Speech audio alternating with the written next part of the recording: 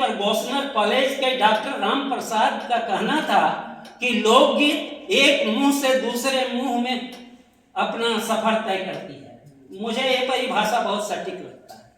हमारे भी लोकगीत हैं, कर्मा के गीत, बावड़ी के गीत, टूसू के गीत, सोहराई के गीत। तो कहने का मतलब है कि खोरठा के महत्व को श्रीनिवास पांडुरंग ने उस समय समझ लिया था जिस समय पूरा क्षेत्र और खास करके ये कोयलांचल, यहाँ बाहरी लोगों का वर्चस्व था। वो यहाँ के निवासियों को जंगली कहते थे, पुटुस जिला के लोग कहते थे, बेवकूफ कहते थे। जब झंडा लेके चलता था लोग जेमेन का, तो कहता था ये झारखंडिया जा रहा है, देखा। तो वो बेचारा यहाँ का निवासी। तो उस समय इन्होंने कविताएं रची और मेरी खोज उन्हीं की है। मेरी खोज हमको उन्होंने खोज कर निकाला है। दरअसल मैं हिंदी पढ़ता था, बहुत हमको हिंदी प्रिय रहा है।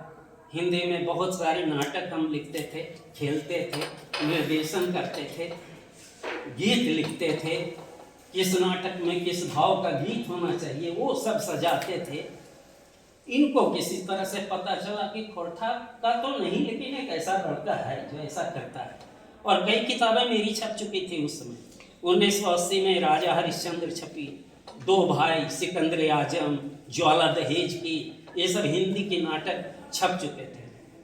तो इन्होंने मुझे प्रेरित किया कि अपनी माँ के लिए कौन करेगा, तुम्हारे जैसे लोग ही तो करेंगे। एक होती है जन्म देने वाली माँ, एक होती है मातृभूमि, और एक होती है मातृभाषा। ऐसा भाषा जिसको हम अपनी माँ की गोद में सीखते हैं। इसलिए हम लोग कहते हैं मैं कोरवा भाषा।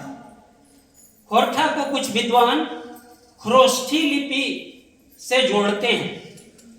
कुछ विद्वान, उनका मत है कि ये वही भाषा है। खैर जो भी है, मैं व्याकरणी नहीं हूँ। और मेरा लगन शुरू से ही गीत गाने में रहा। स्कूली जीवन में खूब गाता था।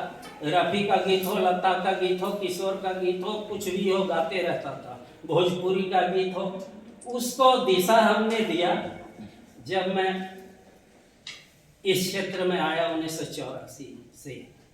मेरा खोरठा में पानुरी जी के प्रेरणा से खोरठा में लिखना शुरू किया। और 1986 में मैं आकाशवाणी रांची से गाना शुरू किया, जो निरंतर जारी है।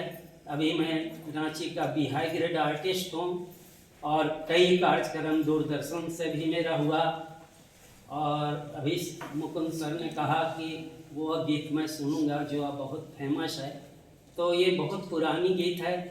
उस गीत को जिस दिन झारखंड अलग हुआ, उस दिन प्रभात खबर का रांची संस्करण अपने पूरे पृष्ठ पर छापा था। वही गीत मैं आपके बीच में रखना चाहूँगा।